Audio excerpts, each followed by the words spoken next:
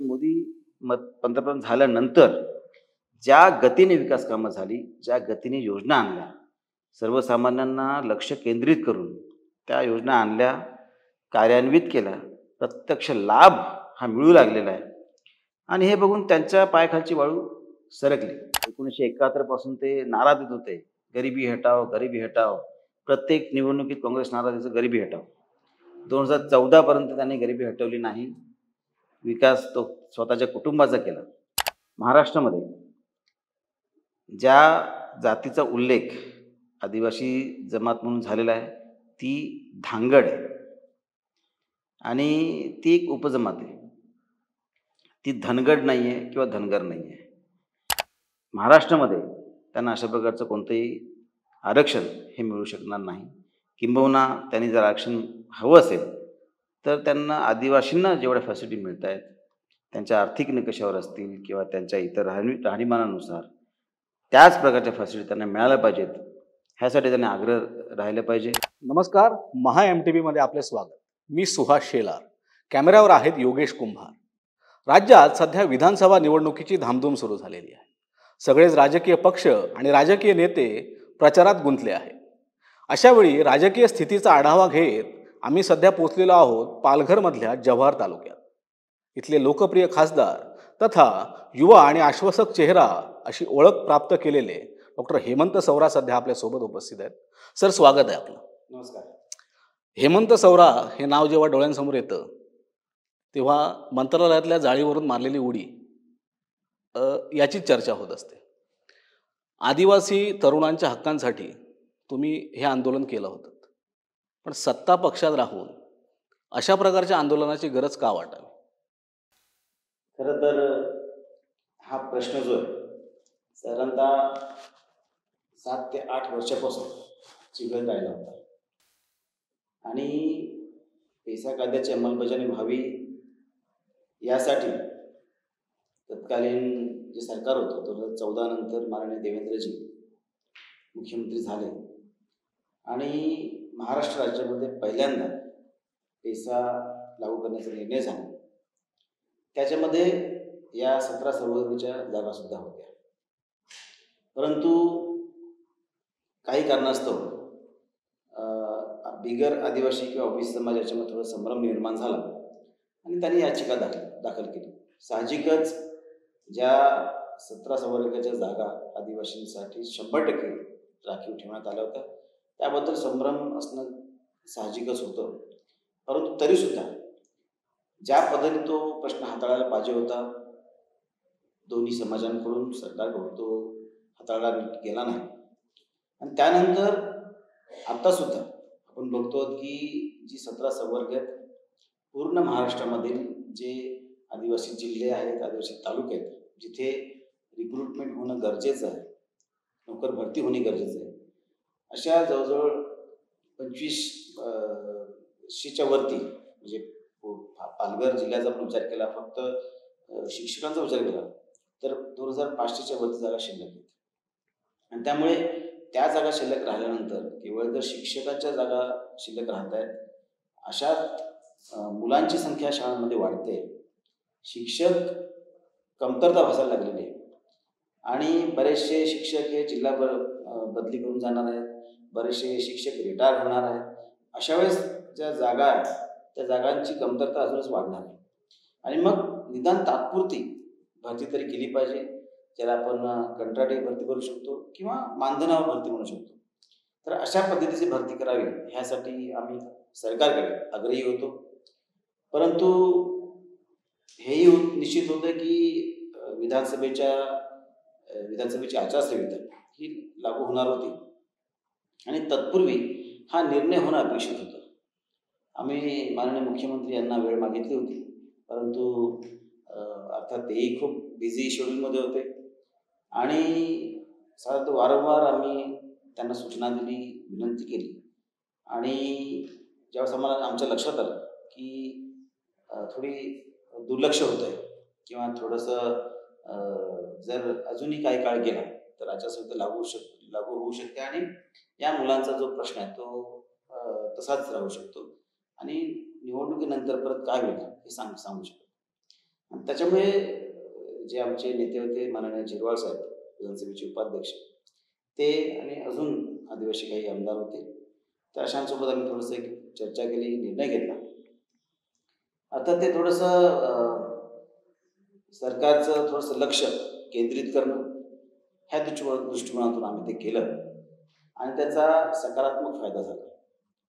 ज्या पद्धतीने माननीय मुख्यमंत्र्यांनी लगेचच तो इन्सिडेंट झाल्यानंतर लगेच त्याची दखल घेतली आणि दखल घेतल्यानंतर आम्हाला चर्चेसाठी बोलवलं, दुपारी चर्चेसाठी बोलवलं, ताबडतोब निर्णय झाला आणि त्याच दिवशी रात्री नोटिफिकेशन निघालं. याच्यामध्ये ज्या प्रमुख मागण्या होत्या मुलांच्या, शिक्षकांच्या, इतर सव्वा ज्या मुलांच्या ज्या प्रमुख मागण्या होत्या त्या मान्य केल्या आणि त्याचा फायदा असा झाला की पूर्ण महाराष्ट्रामध्ये जे पेसा जिल्हे आहेत त्याच्यामध्ये ही मानधन तत्वावरची भरती, ज्याला सरकारचं संरक्षण आहे, पगाराचं संरक्षण आहे आणि जी नोकरी लागल्यानंतर त्यांना बेसिक जो पे स्केल जो परमनंटला असतो तोच परमनंटचा स्केल यांना लागू करावा, अशा प्रकारच्या सगळ्या मागण्या त्यांनी मान्य केल्या. रात्रीच जी आर निघाला आणि त्याचा चांगला परिणाम हा पूर्ण महाराष्ट्रातील आदिवासी जे 17 संवर्गातील जे मुलं होती त्यांना झाला. त्यांना लगेचच पुढच्या 3 ते 4 दिवसामध्येच सगळ्यांना ऑर्डर्स मिळाल्या आणि ते त्या त्या ठिकाणी आता रुजू झालेले आहेत. त्याच्यामुळे एक चांगला सकारात्मक परिणाम होऊन नोकर भरती होऊन आता आदिवासी समाजामध्ये सुद्धा एक चांगल्या प्रकारचं वातावरण निर्माण झालं. त्यांना आम्हाला आनंद आहे की आम्ही समाजासाठी काहीतरी करू शकलो आणि जे वर्षानुवर्ष रखडलेली भरती होती ती भरती थोडीशी गतिमान करू शकलो आणि भरतीमध्ये बऱ्याचशांना ऑर्डर मिळालेल्या आहेत, त्या आता रुजूसुद्धा झालेल्या आहेत. लोकसभेला विरोधकांनी एक नॅरेटिव्ह तयार केला होता, भाजप संविधान विरोधी आहे, आदिवासींचं आरक्षण हिरावून घेतलं जाणार आहे, अशा पद्धतीचं. तुम्ही स्वतः आदिवासी समाजातून येता, पालघर लोकसभा मतदारसंघातून तुम्ही विक्रमी मताने निवडून आला होता. मग विरोधक हा नेमका प्रचार का करत असाल? विरोधकांकडे का करत असावेत याला मूळ उत्तर असं आहे की त्यांच्याकडे नरेंद्र मोदी पंतप्रधान झाल्यानंतर ज्या गतीने विकास कामं झाली, ज्या गतीने योजना आणल्या, सर्वसामान्यांना लक्ष केंद्रित करून त्या योजना आणल्या, कार्यान्वित केल्या, प्रत्यक्ष लाभ हा मिळू लागलेला आहे आणि हे बघून त्यांच्या पायाखालची वाळू सरकली. मग त्यांच्याकडे मुद्देच राहिले नाही की कोणता मुद्दे घेऊन या सरकारच्या विरोधात जायचं. मग त्यांनी जे काँग्रेसचं जुनं हत्यार होतं, जे 1971 पासून ते नारा देत होते, गरिबी हटाओ गरिबी हटाओ, प्रत्येक निवडणुकीत काँग्रेस नारा द्यायचं गरिबी हटाओ. 2014 पर्यंत त्यांनी गरिबी हटवली नाही. विकास तो स्वतःच्या कुटुंबाचा केला, परंतु ज्यावेळेस त्यांना समजलं की हे अतिशय गतिमान पद्धतीने विकास होतोय, मग लोकांमध्ये संभ्रम निर्माण करणं, फूट पाडणं, जातीपातीचं थोडंसं द्वेष तयार करणं, ह्यासाठी त्यांनी आरक्षण आणि संविधान हे 2 मुद्दे आणले.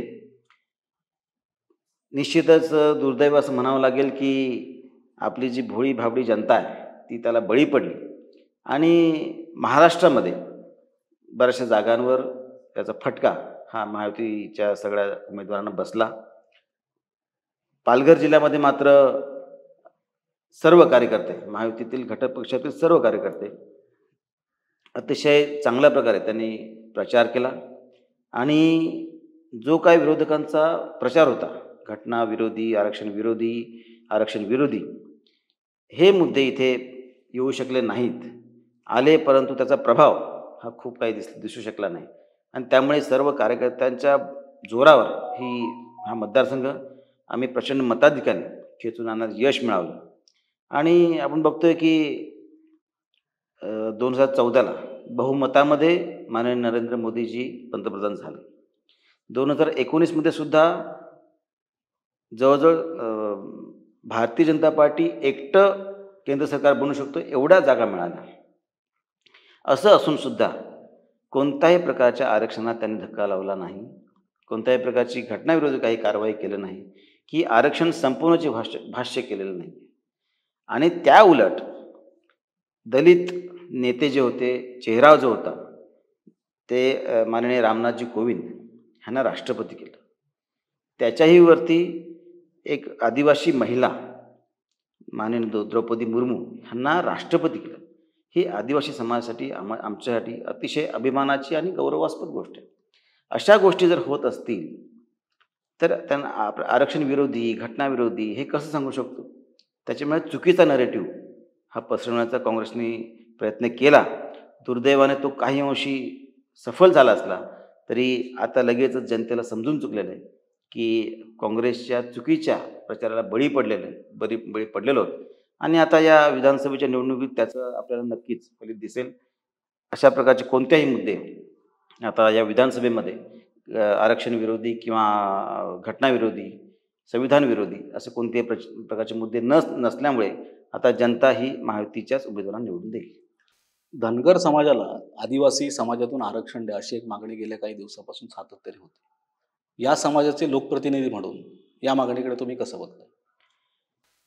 खरं तर धनगर समाजाची जी मागणी आहे की त्यांना आदिवासीमध्ये आरक्षण मिळावं, परंतु महाराष्ट्रामध्ये ज्या जातीचा उल्लेख आदिवासी जमात म्हणून झालेला आहे ती धांगड आहे आणि ती एक उपजमात आहे.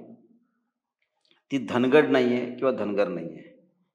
आणि हे त्यांनाही, धनगर समाजाला किंवा धनगर समाजाच्या नेत्यांना हे चांगल्या प्रकारे माहिती आहे. आणि त्यामुळे महाराष्ट्रामध्ये त्यांना अशा प्रकारचं कोणतंही आरक्षण हे मिळू शकणार नाही. किंबहुना त्यांनी जर आरक्षण हवं असेल तर त्यांना आदिवासींना जेवढ्या फॅसिलिटी मिळत आहेत त्यांच्या आर्थिक निकषावर असतील किंवा त्यांच्या इतर राहणीमानानुसार त्याच प्रकारच्या फॅसिलिटी त्यांना मिळाल्या पाहिजेत. ह्यासाठी त्यांनी आग्रह राहिला पाहिजे. त्यांना 3.5% ऑलरेडी आरक्षण आहेच, ते वाढवून ते 7% करू शकतात. परंतु आदिवासींमध्ये एखादी जमात जात इन्क्लूड करायची असेल तर त्याला एक धोरणात्मक प्रक्रिया आहे. त्या प्रक्रियेमध्ये ते बसू शकत नाहीत, ते बसलेले नाही आहेत. आणि या अगोदरचे रिपोर्ट आहेत की 1981मध्येच पार्लमेंटमध्ये त्यांचा ठराव फेटाळला होता. आता 2024ला सुद्धा सुप्रीम कोर्टाने नकार दिलेला आहे. त्याच्यामुळे धनगरांना आदिवासीमध्ये आरक्षण मिळू शकत नाही. त्यांना वेगळं आरक्षण हे सरकार देऊ शकतं. जेवढ्या आदिवासींना फॅसिलिटीज आहेत, सवलती आहेत, त्याच प्रकारच्या त्यांनाही मिळू शकतात. परंतु आदिवासी म्हणून त्यांना आरक्षण मिळू शकणार नाही. तुम्ही मागच्या प्रश्नामध्ये मोदी सरकारच्या योजनांबद्दल उल्लेख केला. मोदी सरकारच्या काही महत्त्वाच्या योजना आहेत, जशा की जनधन खातं असेल, DBT असेल, घरकुल योजना असेल, रेशन. या सगळ्या योजना आदिवासी समाजात कशा प्रकारे पोचलेल्या आहेत किंवा आदिवासी समाजासाठी त्या कशा उपयोगी ठरत आहेत? आपण बघतोय की वर्षानुवर्ष आदिवासी समाज स्वातंत्र्यानंतर सुद्धा अस्तित्वासाठी झगडत होता. आणि ज्या प्रकारचे व्यवस्था निर्माण करायला पाहिजे होती, ज्या प्रकारचा विकास हा तत्कालीन सरकारांतर्फे आदिवासींसाठी व्हायला पाहिजे होता, तो होऊ शकलेला नाही. आणि त्यामुळे मुळात केंद्र सरकारमध्ये आदिवासी विकास खात्याची निर्मिती हीच माननीय पंतप्रधान अटलजी असताना झालेली आहे. म्हणजे भारतीय जनता पार्टी हीच आदिवासींबद्दलचं जे काय अस्तित्व जे आहे ते दर्शवणारी अशी पार्टी आहे. आणि त्यामुळे पहिल्यांदा आदिवासी विकास विभाग हा सेपरेट झाला, त्याचं खातं निर्माण झालं आणि त्यासाठी सेपरेट निधी हा केंद्र सरकारतर्फे मिळायला लागला. त्यानंतर 2014 नंतर आपण बघू शकतो की माननीय नरेंद्र मोदी सरकारमध्ये अनेक योजना आणलेल्या आहेत. आणि घरकुल योजना असेल, साधारणतः एक 10 करोडच्या वरती त्याचा लाभ घरकुल योजनेमध्ये मिळालेला आहे. आपण बघतोय की साधारणतः आयुष्यमान भारत कार्ड जे आहे ते साधारणतः 5 करोडच्या वरती सगळ्या कुटुंबाला आणि जवळजवळ 50 करोडच्या वरती वैयक्तिक त्याचे लाभ मिळू लागलेले आहेत. साधारणतः आपण कोरोना काळ अनुभवला. कोरोना काळामध्ये आपल्याला कोरोनाच्या लसी ह्या फ्री दिल्या गेल्या. त्याच्यामध्ये 2 डोस हे दिलेले. तसं तर त्याच्या 200 करोडचा पल्ला हा गाठलेला आहे. आणि ह्याच्यामध्ये आदिवासी जे बहुल एरिया आहेत त्याच्यामध्ये त्यांना खूप फायदा झालेला आहे. ह्याच्यामध्ये जे घरकुल योजना आहेत त्याच्यामध्ये बऱ्याचशा घरकुल योजनांमध्ये महिलांचं नाव पहिल्यांदा लागलेलं आहे. आणि त्यामुळे त्या प्रत्यक्ष अप्रत्यक्ष लाभ हा आदिवासी कुटुंबातल्या महिलेला हा झालेला आहे. आता यावर्षीसुद्धा जनमन योजना आणलेली आहे. त्याच्यामध्ये 5,00,000 हे घरकुलं खास करून कातकरी समाजासाठी हे निर्माण होणार आहेत. आणि म्हणून कातकरी ही जी आदिम जमात आहे, ज्या आपल्या 3 आदिम जमाती महाराष्ट्रामध्ये आहेत, त्याच्यापैकी एक कातकरी आहे. तर त्यासाठी 5,00,000 घरकुलं ते आपण बनवणार आहोत. जी शिक्षण व्यवस्था आधी होती, त्याच्यामध्ये आमूलाग्र बदल आता बघायला मिळतोय. कारण 2014मध्ये महाराष्ट्राचे तत्कालीन आदिवासी विकास मंत्री माननीय कैलासवासी विष्णुजी चौरासाहेब ह्यांच्या माध्यमातून नामांकित शाळेची योजना जी आधी होती, जी अल्प प्रमाणात होती, ती आली पुढे. आणि त्यानंतर साधारणतः 25,000 विद्यार्थी हे आदिवासी विद्यार्थी हे नामांकित शाळेमध्ये, ज्या शाळा शहरा भागामध्ये, ज्या आदिवासी विभागाचा उद्देश असा होता की आपल्या आदिवासी मुलांना सुद्धा इंग्रजी शाळेमध्ये किंवा शहरातल्या शाळांमध्ये त्यांना प्रवेश मिळाला पाहिजे. तिथल्या इतर सर्वसामान्य मुलांसोबत त्यांचं शिक्षण झालं पाहिजे आणि त्याच्या राहणीमानात फरक पडला पाहिजे. प्रत्येक बॅचला 20,000 ते 25,000 मुलांनी प्रवेश घेतला. आता साधारणतः एक 70,000 ते 75,000 मुलं ह्या नामांकित शाळेच्या योजनेमधून शिकत आहेत. आणि त्याच्यामुळे अशा प्रकारची चांगली योजना त्यावेळेस आणली. एकलव्य रेसिडेन्शियल स्कूल हे साधारणतः अतिशय कमी होते. म्हणजे महाराष्ट्रात आधी फक्त 4 होते. आता आपण बघू शकतो साधारणतः 740 हे रेसिडेन्शियल स्कूल हे नव्याने निर्माण होणार आहेत. आत्ता आपण जव्हारमध्ये बसलो या तालुक्यामध्ये किंवा पालघर जिल्ह्यामध्ये, पालघर लोकसभा क्षेत्रामध्ये 7 एकलव्य स्कूल हे मंजूर झालेले आहेत. इथे जव्हारमध्ये पण 3 रेसिडेन्शियल स्कूल आहेत. त्यामुळे ह्याच्यामध्ये आदिवासी विकास विभागातर्फे सुद्धा नामांकित शाळेमध्ये चांगल्या इंग्लिश मिडियम स्कूलमध्ये ह्या मुलांना प्रवेश मिळणार आहे. त्यामुळे अशा अनेक प्रकारच्या योजना ह्या सरकारने आणलेल्या आहेत. आणि इतरही ज्या योजना आहेत, जशा की आपण मोफत जे गरीब कल्याण योजना आहे, आणि त्याचा सर्वात जास्त लाभ हा आदिवासी कुटुंबांना झालेला आहे. कारण जे बिलो पॉवर्टी लाईनचे जे रेशन कार्ड धारक आहेत, जे पिवळं असेल किंवा केशरी असेल, तर अशा सगळ्यांना अशा प्रकारचं धान्य मिळतंय. आणि चांगली गोष्ट ही की हे मोफत अन्नधान्य जे आहे ते साधारणतः 2029 पर्यंत हे नरेंद्र मोदीजींनी डिक्लेअर केलेलं आहे की 2029 पर्यंत ते मोफत मिळणार आहे. त्याच्यामुळे अन्नधान्याचं असेल किंवा आता मोफत उज्ज्वला गॅस योजना, ज्या BPL धारक आहेत त्यांना मोफत 3 सिलेंडर हे मिळू शकणार आहेत. इथे बरेचसे शेतकरी त्यांना शेतकरी सन्मान योजनेअंतर्गत त्यांना 2-2 हजाराचा फायदा होतोय तर 3 महिन्याला. राज्याने सुद्धा अशा प्रकारची योजना आणलेली आहे. आणि आपण हे पण बघतोय की जे BPL धारक आहेत त्याच्यामध्ये मोफत 3 उज्ज्वला गॅस हे त्या गृहिणींना मिळू लागलेले आहेत. आणि ज्यांची आधी खातीच नव्हती, अशांना जवळजवळ 50 करोड खाती नव्याने निर्माण झाली. आणि त्याचा सगळ्यात जास्त फायदा हा आदिवासी कुटुंबांना झालेला आहे. कारण आदिवासी बहुल भागामध्ये बँक काय असते किंवा बँकेमध्ये कसं जायचं असतं, काय करायचं असतं, हे काहीही माहीत नव्हतं. हे सगळ्या गोष्टी 2014 नंतर अतिशय प्रकर्षाने समोर आल्या. आणि त्याचा फायदा हा सर्वसामान्य कुटुंबांना, आदिवासी कुटुंबांना होऊ लागलेला आहे. त्यामुळे समाधानकारक परिस्थिती ही पूर्ण आदिवासी भागामध्ये दिसते. त्याच्यामुळे आत्ता मागच्या वर्षीसुद्धा राज्य सरकारने जी लेक लाडकी योजना डिक्लेअर केली, त्याचा फायदा मिळू लागलेला आहे. भाग्यश्री योजना आहे, त्याचा फायदा मिळू शकलेला आहे. किंवा मुलींचं जे उच्च शिक्षण आहे त्यासाठी सुद्धा राज्य सरकारतर्फे हे मोफत शैक्षणिक परीक्षा शुल्क त्यांनी सुरू केलेलं आहे. त्यामुळे उच्च शिक्षणासाठी मोफत अशी योजना ही आलेली आहे. गृहिणींसाठी योजना आहेच. वृद्धापकाळामध्ये वृद्धांना वयोश्री योजना आहे. नंतर मोफत तीर्थदर्शन योजना ही सुद्धा आलेली आहे. त्यामुळे अनेक या योजना आहेत. आणि ह्या आपल्या ग्रामीण भागामध्ये बराचसा हा आध्यात्मिक किंवा वारकरी संप्रदाय जास्त प्रमाणात राहतो, तर त्यांना तीर्थदर्शनाची संधी ह्या निमित्ताने उपलब्ध होते. आणि अजूनही आता जी सगळ्यात महत्त्वाची जी लाडकी बहीण योजना आहे, त्या योजनेमुळे ग्रामीण भागामध्ये आणि त्यातही मी सांगू शकतो की आदिवासी महिलांमध्ये, भगिनींमध्ये अतिशय सकारात्मक वातावरण तयार झालेलं आहे आणि त्यांनाच एक दिलासा मिळू लागलेला आहे, की त्यांना दर महिन्याला ₹1500 मिळालेले आहेत. पहिले 2 हप्ते आले, मध्यंतरी 1 हप्ता आला, नंतर ह्या दिवाळीच्या अगोदर 2 हप्ते सलग आलेले आहेत. आणि याच्याही पुढे जाऊन हे ₹1500 हे ₹2100 होणार असं माननीय मुख्यमंत्र्यांनी सूतोवाच केलेलं आहे. त्याच्यामुळे अतिशय चांगली योजना आहे आणि त्याचा सकारात्मक परिणाम ग्रामीण भागात दिसत आहेत आणि सगळ्या माता भगिनी त्याच्यामुळे अतिशय चांगल्या खुश आहेत. सगळ्या प्रकारचे घटक वर्ग खुश आहेत.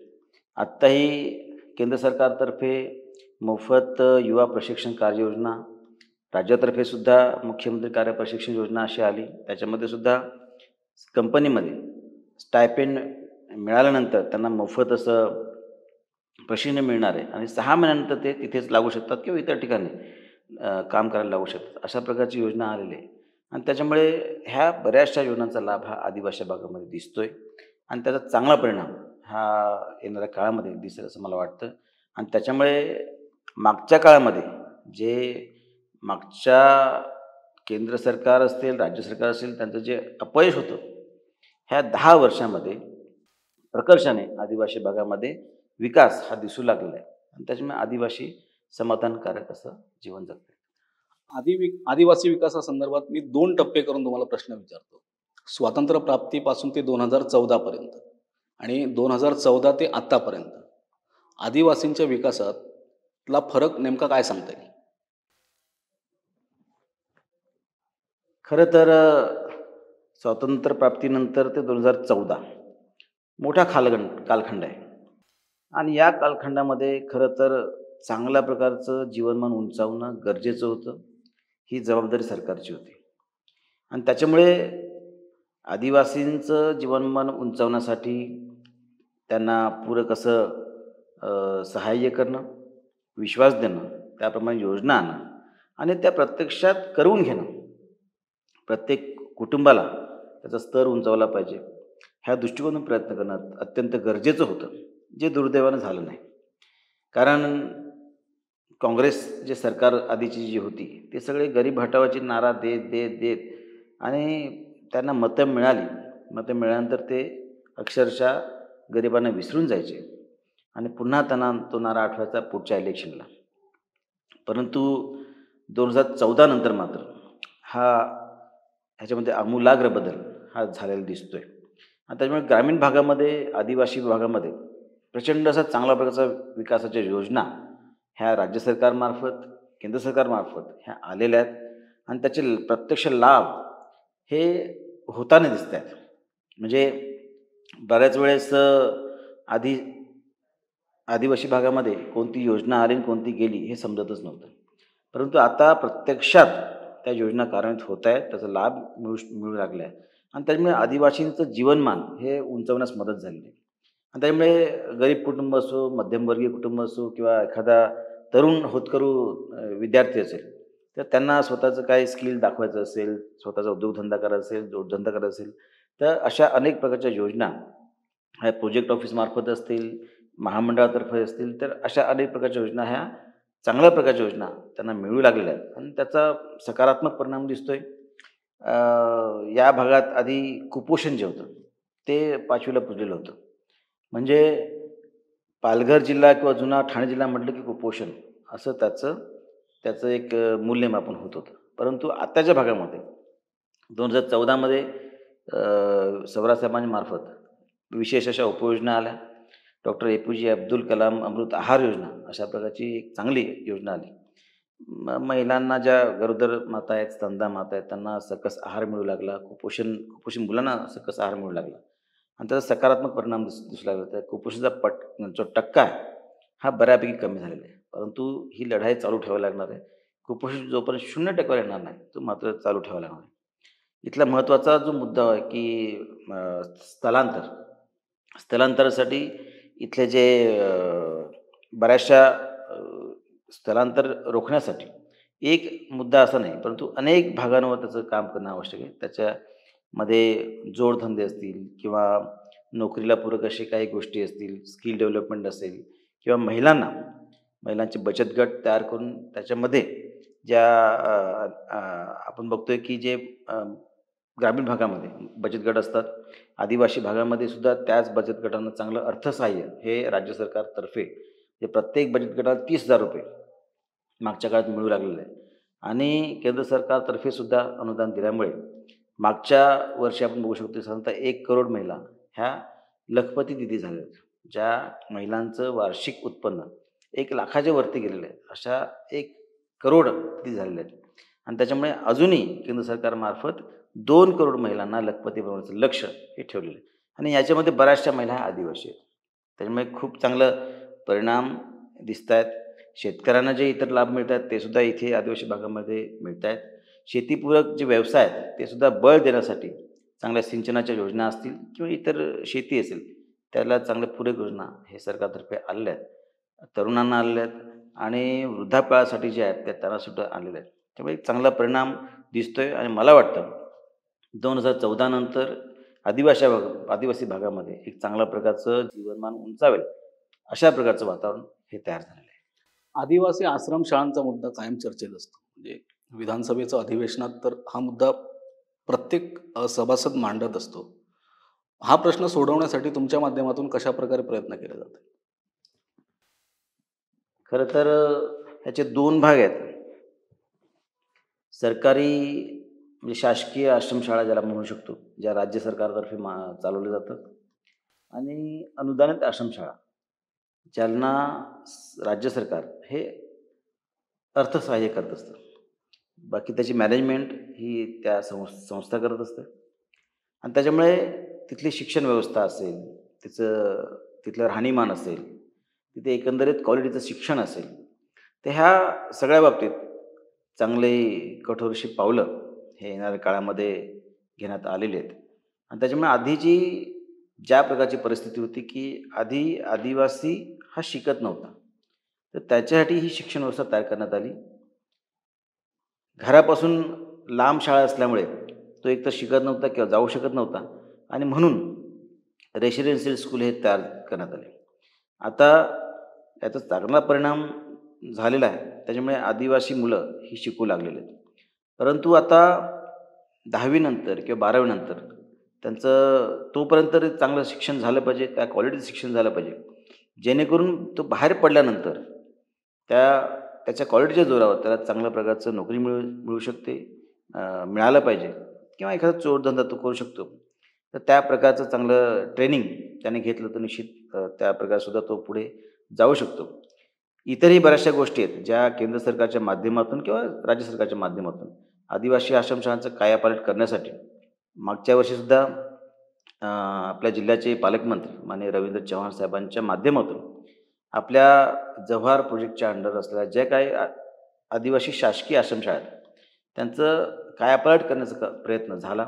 रंगरंगोटी झाली, तिथे गरम पाण्याची व्यवस्था करण्यात आली आणि अतिशय चांगलं वातावरण ह्या निमित्ताने पूर्ण शासकीय आदिवासी आश्रमशाळांमध्ये झालेलं दिसते. आणि त्यामुळे हळूहळू आदिवासी विभागाच्या ज्या आश्रमशाळा आहेत ते कात टाकतायत आणि येणाऱ्या काळामध्ये शिक्षणासोबत क्वालिटी शिक्षण देणं आणि त्याच्यापुढे एक योग्य पात्रता असलेला विद्यार्थी किंवा युवक बनवणं, जेणेकरून तो स्किल ॲक्सेप्ट करू शकेल किंवा धंदा करू शकेल किंवा नोकरी करू शकेल, अशा प्रकारचं त्याला योग्य बनवणं हे महत्त्वाचं चॅलेंज असेल. आणि त्या दृष्टिकोनातून त्या पद्धतीचं वातावरण निर्माण करणं, त्या पद्धतीची व्यवस्था निर्माण करणं हे मुख्य उद्दिष्ट ह्या आदिवासी विभागावर असेल. पालघर हा आदिवासी बहुल जिल्हा असला तरी इतर समाजाची लोकसंख्या इथं मोठी आहे. त्या समाजासाठी तुमचं सरकार कशा पद्धतीने काम करत आहे? जरी आदिवासी बहुल जिल्हा असला तरीसुद्धा साधारणतः आदिवासी इथे 36 ते 40% पर्यंत आहे आणि बाकी 60% हा बिगर आदिवासी किंवा ओबीसी ओपन किंवा इतर याच्यामधला आहे. त्याच्यामुळे जरी पेसा कायदा हा त्या भागासाठी लागू झाला असला तरीसुद्धा जी 17 संवर्गातली पदं ही आदिवासी बहुल तालुक्यामध्ये जरी राखीव असली तरीसुद्धा जिथे आदिवासींची टक्केवारी कमी आहे, लोकसंख्या कमी आहे, अशा भागामध्ये इतर समाजाला सुद्धा चांगल्या प्रकारे वाव आहे, स्कोप आहे. आणि त्याच्यामुळे ज्या इतर सर्व प्रकारच्या नोकऱ्या ज्या आहेत त्या इतर समाजासाठी सुद्धा ओपन आहेत. आणि त्यामुळे अशा प्रकारचं कोणत्याही काही अन्यायाची परिस्थिती नाही. आणि आदिवासी किंवा इथे ते मोठ्या प्रमाणात कुणबी जो राहणारा मूळ मोठ्या लोकसंख्येचा एक भाग आहे. आणि त्याबरोबर इतर जे समाज राहतात ते सगळेजण चांगल्या प्रकारे राहत आहेत. आणि जे आरक्षण जे आहे, ज्या प्रकारचं मिळतंय त्या प्रकारचा लाभ ते सगळेजण घेत आहेत. त्यामुळे असं कोणत्याही प्रकारचं वातावरण आपल्या जिल्ह्यात नाही. आणि त्यामुळे बिगर आदिवासी समाजसुद्धा कोणत्याही प्रकारचा रोष त्यांच्यासोबत नाही. आणि काही असेल तर नक्कीच सरकारच्या माध्यमातून आम्ही तो सोडवण्याचा प्रयत्न करू. पालघर हा निसर्ग संपन्नतेने नटलेला जिल्हा म्हणून ओळखला जातो. मग पर्यटनदृष्ट्या ह्या जिल्ह्याचा विकास जर केला तर रोजगाराच्या मोठ्या संधी निर्माण होऊ शकतात. या मुद्द्यावरती तुमच्याकडून कशा पद्धतीने काम सुरू आहे? अतिशय चांगला मुद्दा तुम्ही घेतला. कारण मागच्या संसदेच्या अधिवेशनामध्ये सुद्धा पर्यटनावर खास प्रश्न मी उपस्थित केला. कारण मला माहीत आहे की पर्यटनामध्ये अमर्याद संधी ह्या पालघर जिल्ह्यामध्ये आहेत. आणि तो एक रोजगार पूरक असा व्यवसाय उपलब्ध करणाऱ्या अनेक संधी या निमित्तानं होऊ शकतात. याला कारण पण असं आहे की अनेक पर्यटन स्थळं ही पालघर जिल्ह्यामध्ये आहेत. मग ते टुरिस्ट प्लेस असतील, धार्मिक क्षेत्र असतील किंवा गड किल्ले असतील किंवा वॉटरफॉल्स असतील, असे अनेक प्रकारचे किंवा पालघर जिल्ह्याला मिळाला जवळजवळ 112 किलोमीटरचा हा विस्तीर्ण असा समुद्रकिनारा असेल, बीच आहे. आणि त्यामुळे असे अनेक प्रकारची पर्यटन स्थळं, चांगली धार्मिक क्षेत्र आहेत. म्हणजे जीवदानी माता मंदिर असेल किंवा महालक्ष्मी माता मंदिर असेल, तिळशेश्वर असेल, कावळ्याचं माळ्याचं एक महादेव मंदिर आहे, ते बाळकापऱ्याचं महादेव मंदिर आहे. किंवा आपल्या जव्हारमध्येच जो शिवाजी महाराजांच्या पदस्पर्शाने पावन झालेला असा शिरपा माळ आहे. त्याबरोबर गड आहेत. तर असे अनेक प्रकारचे पर्यटन स्थळं ही इथे आहेत. आणि त्यासाठी जर चांगला निधी आणू शकलो तर निश्चितच या पर्यटनस्थळांची चांगला विकास होऊ शकतो. आणि त्या भागामध्ये रोजगार उपलब्ध होऊ शकतो, स्वयंरोजगार उपलब्ध होऊ शकतो. आणि त्यानिमित्ताने चांगला मला वाटतं 2 ते 3 सीझन या पर्यटन स्थळांना संधी मिळेल. आणि इतर क्षेत्रामध्ये ज्या पद्धतीने पर्यटनाच्या अनेक संधी उपलब्ध असतात, त्याच प्रकारच्या संधी आपल्या पालघर जिल्ह्यामध्ये सुद्धा उपलब्ध होऊ शकतात. कारण पालघर हा ठाणे आणि मुंबईला अतिशय जवळ असणारा आणि सोयीसुविधायुक्त असणारा, ज्याला म्हणजे हायवे आहे, रेल्वे आहे, अशा प्रकारचं दळणवळण साधन आहेत, सुविधा आहेत. आणि त्याप्रकारे पर्यटन डेव्हलपमेंटच्या अनेक संधी इथे उपलब्ध होऊ शकतात. त्याच्यामुळे पर्यटन विकासाला चालना देणं हे प्रमुख माझ्या अजेंड्यावर आहे. आणि येणाऱ्या काळामध्ये मी निश्चितच त्याला योग्य तो न्याय देईन. कारण इथल्या आदिवासी भागाला जर चांगल्या प्रकारचं म्हणजे स्थलांतर थांबवायचं असेल, कुपोषण मुक्तीकडे वाटचाल करायची असेल, रोजगार वाढवायचा असेल, तर नक्कीच पर्यटन स्थळांचा विकास करणं महत्त्वाचं आहे. आणि त्या दृष्टिकोनातून मी प्रयत्न करणार आहे. वाढवण बंदराच्या निमित्ताने मोठी गुंतवणूक तुमच्या जिल्ह्यात येते, पण या प्रकल्पाबाबत बरेचसे गैरसमज आहेत. ते नेमके का आहेत आणि कोण हे गैरसमज पसरवत आहे? खरं तर आपल्या भारताचं सगळ्यात मोठं बंदर हे वाढवण आहे. आणि सगळ्यात महत्त्वाची गोष्ट ही आहे की ते समुद्रामध्ये बनणार आहे, जमिनीवर नाही. आणि 5,000 एकरवर ते बनणार आहे. जवळजवळ 76,000 कोटी हे त्याला अपेक्षित खर्च आहे. आणि याच्या माध्यमातून म्हणजे जी भारतामधली जी काय टोटल पोर्ट्स आहेत त्याची कॅपॅसिटी आणि त्या सगळ्यांची मिळून जी कॅपॅसिटी तेवढी कॅपॅसिटी एकाची वाढवण बंदराची. त्यामुळे प्रचंड क्षमता असलेलं हे वाढवण बंदर असणार आहे. आणि ह्याच्या उभारणीसाठी किंवा उभारल्यानंतर साधारणतः यामधून 10 ते 12 लाख एम्प्लॉयमेंट किंवा सेल्फ एम्प्लॉयमेंट हे जनरेट होणार आहे. आणि त्याच्यामुळे हे जरी डायरेक्ट नोकऱ्या उपलब्ध झाल्या 10 लाख, तरीसुद्धा साधारणतः 1 करोडच्या वरती ह्याचा प्रत्यक्ष अप्रत्यक्ष लाभ हा तरुणांना होणार आहे. त्यामुळे चांगलं असं मोठं व्यापक दृष्टिकोन असलेलं म्हणजे महाकाय आणि चांगलं चर्चेतलं असं बंदर आपल्याकडे होतं आहे. खरं तर पालघर जिल्ह्यासाठी खूप मोठी अभिमानाची गोष्ट आहे. आणि साहजिकच सरकारविरोधी जे काही शक्ती असतात, काही जण असतात, ते याच्यामध्ये खोडा घालण्याचा प्रयत्न करत असतात, की हे अ, 5,000 एकरवर जिथे बंदर होणार आहे, ते नॅचरली थोडं फिशिंग जे डिस्टर्ब होणार आहे किंवा जरी फिशिंग डिस्टर्ब झालं तरीसुद्धा अशा काही बऱ्याचशा सुविधा आणि टेक्नॉलॉजी निर्माण झालेली आहे, की त्याच पद्धतीचं नॅचरल फिशिंग किंवा नॅचरल ब्रीडिंग हे डेव्हलप करण्यासाठी त्याच प्रकारचे सेंटर्स हे समुद्रामध्येच तयार करणं, जेणेकरून ज्या प्रकारचं नॅचरल फिशिंग जे हॅम्पर होते ते झालं नाही पाहिजे. तर अशा प्रकारच्या सुद्धा काही गोष्टी ज्या आहेत त्या आता सुरू झालेल्या आहेत. तिथला जो मूळ तरुण आहे, वाढवण किंवा त्या आजूबाजूचा तरुण आहे, त्यांना तिथल्या ज्या काही नोकऱ्या आहेत किंवा एम्प्लॉयमेंट आहे त्यासाठी सामावून घेण्यासाठी तिथे ज्या प्रकारचं स्किल्ड वर्कर लागणार आहे, त्या प्रकारचं स्किलिंग किंवा त्या प्रकारचं ट्रेनिंग सध्या उरणला JNPने सुरू केलेलं आहे. आणि त्यामुळे ज्यांना ज्यांना सर्टिफिकेट्स मिळतील अशा सगळ्यांना 100% तिथे नोकरी मिळणार आहे. आणि त्याच्यामुळे त्याच्याबद्दलच्या ज्या अफवा आहेत त्या चुकीच्या आहेत.